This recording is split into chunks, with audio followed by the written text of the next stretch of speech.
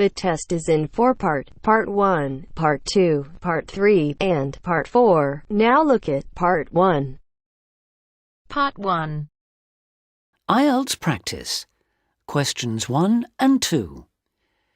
You will hear a tutor and some students discussing science and ethics. You should answer the questions as you listen because you will not hear the recording a second time. Listen carefully and answer questions 1 and 2.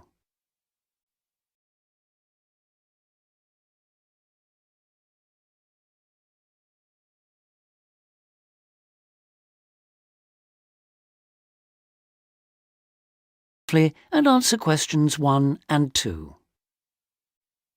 In the 19th century, scientific discoveries took a long time to produce any actual applications, and scientists might have had a case for giving little thought to the social or environmental impact of their work.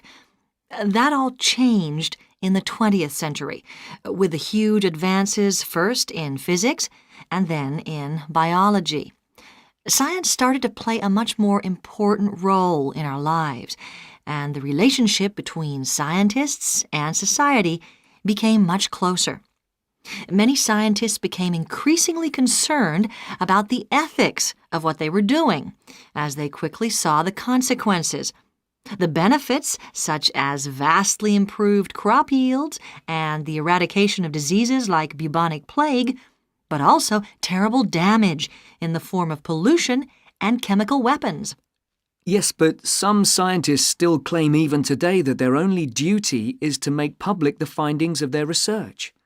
They need to do that, of course, but I think the key points are that they ought to stop making any distinction between pure science and applied science, because in practical terms it no longer exists. And also they must accept full responsibility for the consequences of their work. Now listen and answer questions 3 to 10.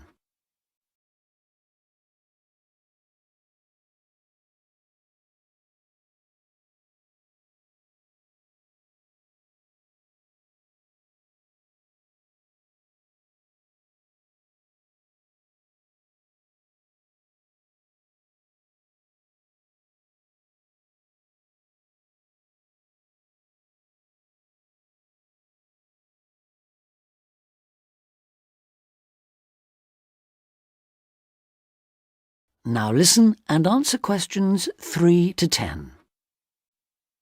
Let's explore that last point a little further. How can scientists put that responsibility into practice? By educating the public, particularly through the media and at the workplace. Another thing they must do is advise on what might one day go wrong as a result of what they're coming up with now. That seems essential. And just as importantly, if and when things do go wrong, they need to sort them out, especially where the fault lies with the original research. How do you feel about the international role of scientists, given that their work crosses frontiers so readily? I think it gives them, or at least should give them, a global view. In this respect, some of them are better placed than many politicians to see how new discoveries are likely to affect particular parts of the world. But will the politicians listen? Probably not. But I'm not suggesting getting involved with politics or politicians. Much better to raise the public's awareness of scientific issues so they can put the pressure on at election time. There's a problem here, though, isn't there, with the way the public sees scientists. They're all either mad or bad. That's something they need to work on, definitely. To regain public trust, they'll have to show they're accountable, and that science is about improving people's lives. That may not be so easy. What do you think are the areas in science that really worry people these days? Science in agriculture, above all. There's been all this media hysteria about Frankenstein foods, but there is a genuine issue here. Whether adding specific genes to plants is a valid way of increasing food production, or whether it risks the appearance of new diseases, of superweeds and pests. Which links it to another controversy, using chemicals to control pests. And that's something else that was at first thought to be harmless, but we now know that the careless spraying of crops has led to all kinds of health problems for people. plus a devastating loss of biodiversity, with huge numbers of insects, birds and mammals simply disappearing from the countryside, fish dying in poisoned rivers and so on. And of course, if we're talking about death on a massive scale, then we have to mention the role of science in enabling the military to wage chemical and biological and nuclear warfare, which has destroyed life in so many parts of the world. Okay, I think we've identified some major topics there. There's something I'd like to add, if I may. Sure, it's important for scientists and future scientists to talk about major issues like these, but we might also want to look at what we can do or not do in our everyday lives, particularly as many of us will be earning more money than we actually need for basic necessities. I'm thinking here of things like burning fossil fuels by driving everywhere. What do you think? Well, something that scientists seem to do rather too often is take planes to distant places, which is highly damaging environmentally. For instance, to attend conferences on subjects like the disappearing ozone layer. When nowadays they could probably stay at work and use a video conferencing link anyway. Which may in fact be an example of how progress in computer science can impact positively on the environment. But going back to harmful things, what else can be done?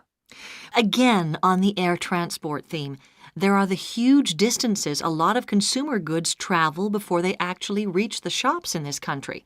This seems another extreme waste of energy, especially if much of what is being produced and carried is packaging. Perhaps it's worth shopping for more locally produced items.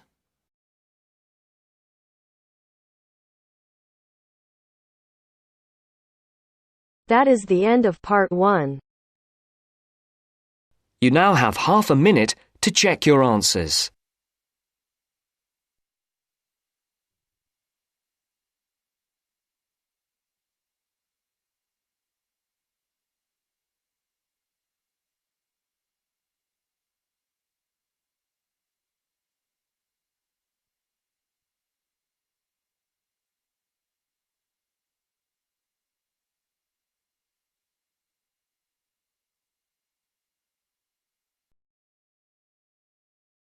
Now turns to part 2. Part 2. First, you have some time to look at questions 11 to 16.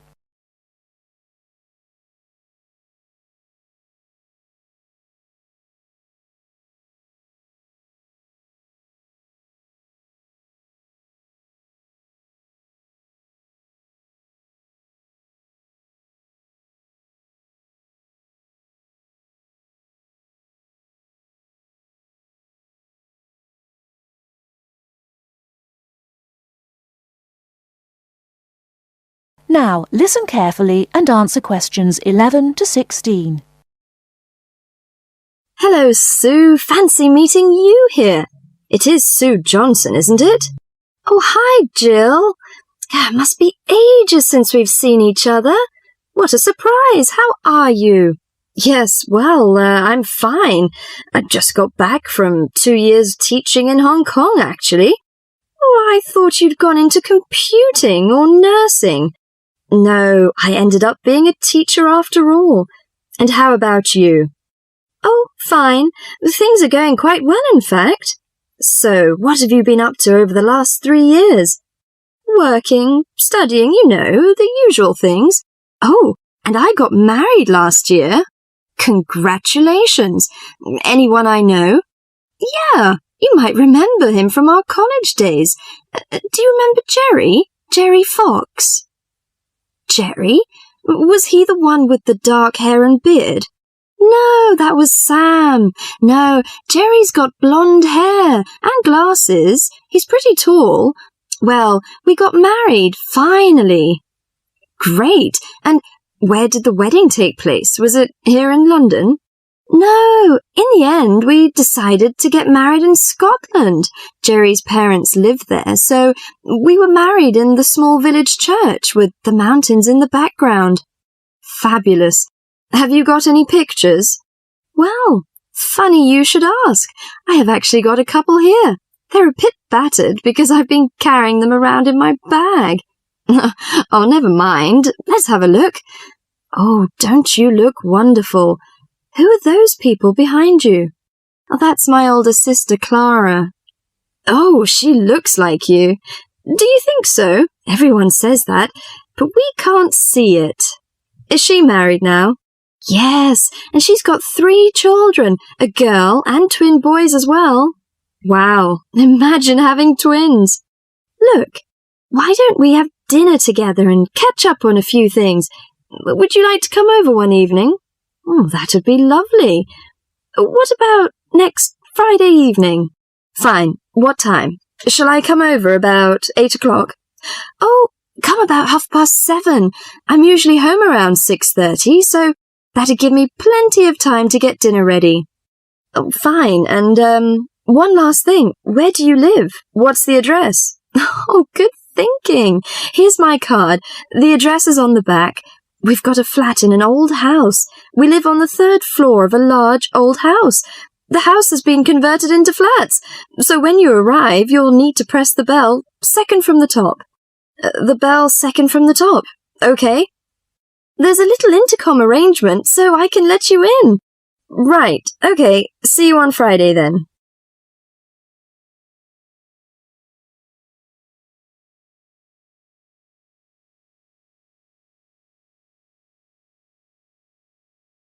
Before you hear the rest of the talk, you have some time to look at questions 17 to 20.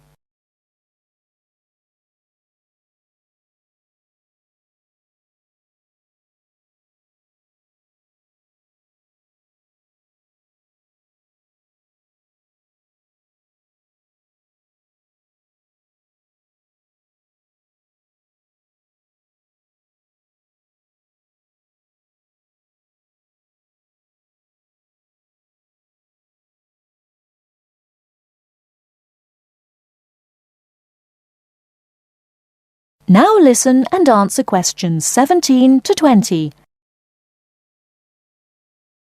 Welcome, Jill. This is my husband, Jerry. Jerry, this is Jill. Hi, Jill. Nice to meet you. Hi, Jerry. Well, let's come in and take a seat. Sue told me that you've just returned from Hong Kong. Was it a pleasant trip? What kind of city is it? Oh, well, Hong Kong enjoys a reputation for the flourishing business.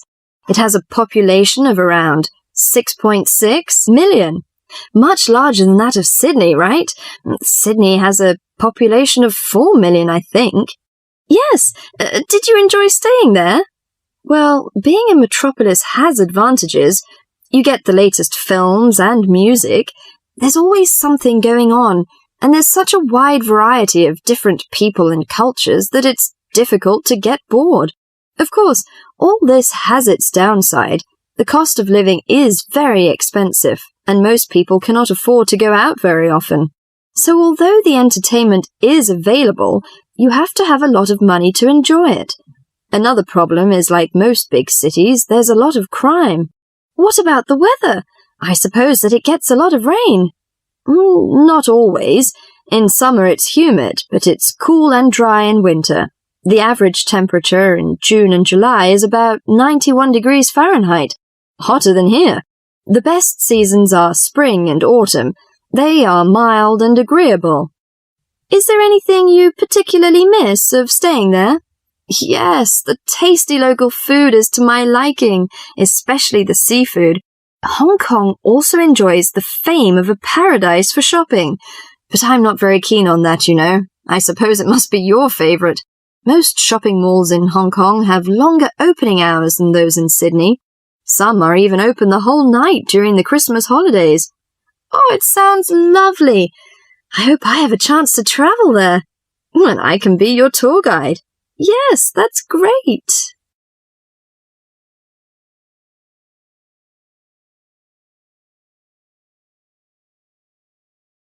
That is the end of part 2.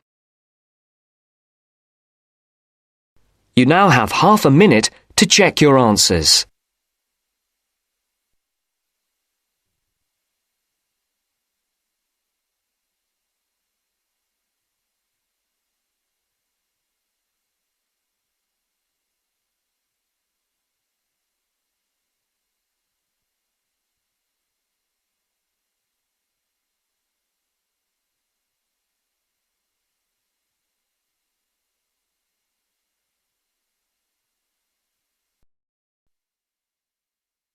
Now turns to Part 3. Part 3. You will hear a lecture about the history of the tomato. First, you have some time to look at questions 21 to 25.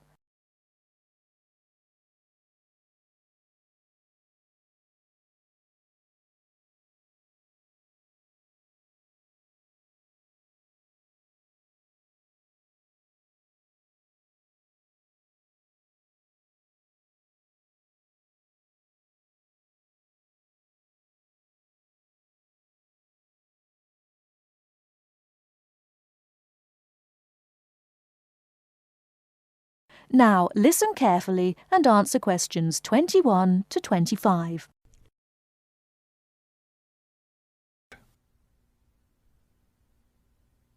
The tomato is a popular vegetable, which figures in the cuisine of many countries around the world. It is particularly prominent in Italian cooking, but it was unknown in Europe until Spanish explorers brought it back from the Americas.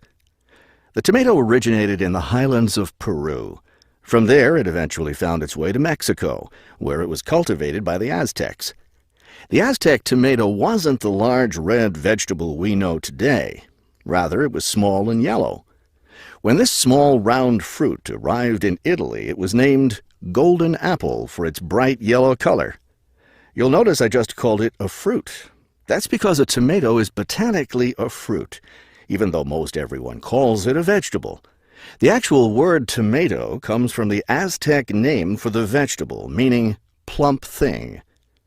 The tomato arrived in Europe in the 1500s and quickly became a popular food in Spain and Italy. In the late 1600s, the Italians began publishing recipes that used tomatoes. The British, however, had a different attitude toward the vegetable. It was grown as an ornamental plant in Britain in the 1600s, but it wasn't eaten because it was thought to be poisonous. It wasn't until the 1700s that tomatoes became part of the daily diet in Britain.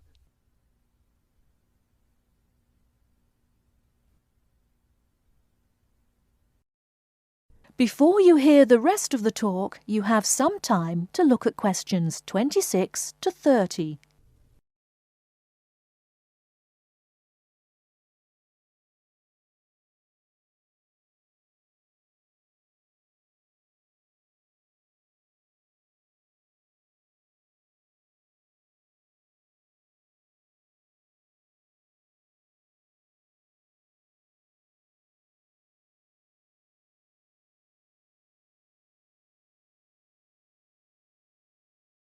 Now listen and answer questions 26 to 30.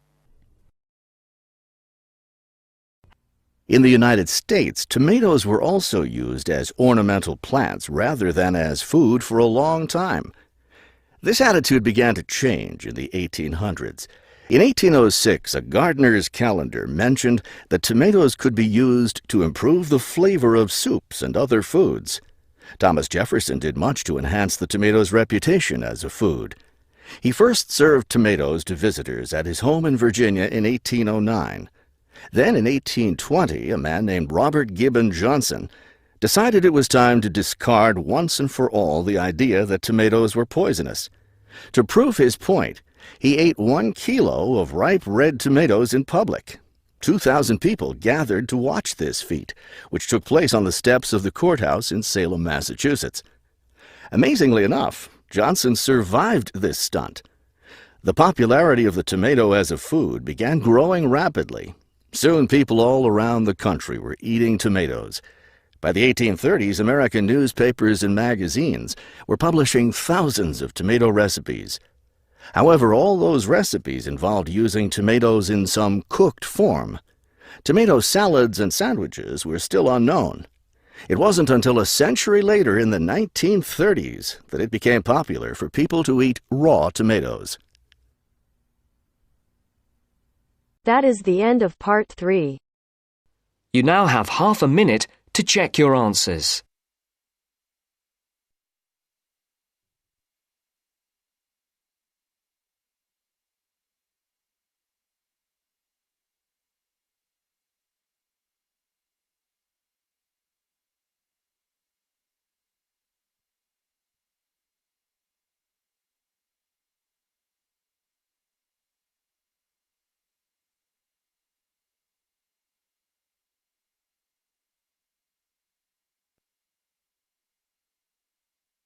Now turns to Part 4.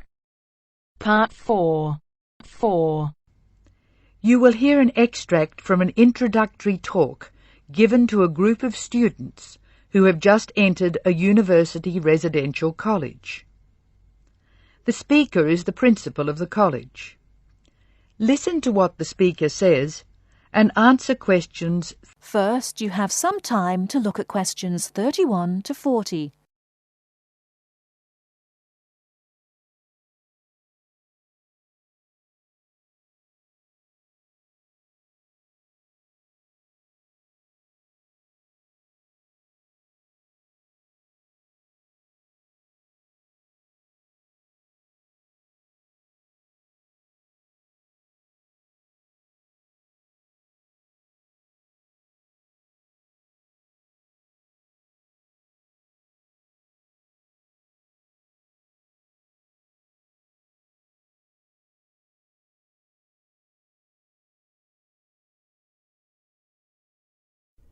Now listen carefully and answer questions 31 to 40. Good morning and welcome to Scholastic House. I am delighted to see you here. It is my duty to explain to you some of the history of our college and some of the traditions which I hope you will uphold. The idea for Scholastic House was expounded by Samuel Wells in 1898. Wells was a visionary whose ideas were well ahead of his time. He wanted a college which would encourage friendship between people of different races and nationalities. Wells died in 1900 before he could see the college in action. Scholastic House finally began operating in 1903 with 10 students. Those students came from Asia, Europe and the Americas. At that time, Scholastic House accepted only male students, although it has been co-educational since 1963. 9 of these foundation students went on to lead illustrious lives. The only exception died tragically on his way home from Scholastic House to Sarawak. He had only recently graduated with an honours degree in law, and he was robbed of a brilliant future. The other 9 students, as I said, led very fulfilling lives. 3 became political leaders, 3 became doctors. Perhaps the most famous graduate became a university teacher and was responsible for the introduction of modern teaching training methods in his country. 2 of the original group became senior engineers and went on to deeply influence the way the water systems of their country were exploited. The college ran into hard times during the period of the Great War, 1914 to 1918, when the charter of the college was interpreted to mean that neither students nor staff could take part in the war effort. Many people felt that this indicated a lack of national spirit, and the walls of the college were frequently marked with graffiti.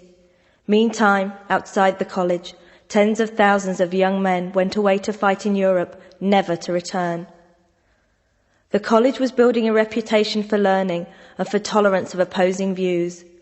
Scholastic House debate and discussion nights were open to the public in 1927 and have been available to anyone who wishes to attend ever since. It is a proud tradition of the college that any view may be expressed, provided that it can be defended intellectually. Over the years, topics which were controversial at the time have been discussed and debated. Why should we do this? The publicity we receive is often sensational, and there is no joy in encouraging argument for its own sake.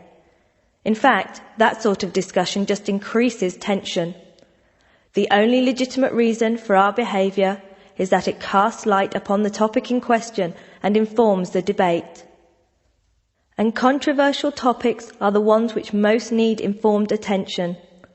As the world forges ahead, we often find our scientists have outstripped our philosophers. We frequently develop scientific marvels without realizing their full implications. Nowhere is this more obvious than in medicine. We are now able to keep people alive far longer than before. But this medical ability must be measured in relation to the quality of those lives. I urge you to spend your time at Scholastic House wisely. You are the heirs of an excellent academic tradition of which we can all be justly proud. It is your responsibility to continue this tradition of querying where our world is going. Progress is not always upwards. I wish you every joy in your time here, and I hope that I will hear much well-informed debate from you.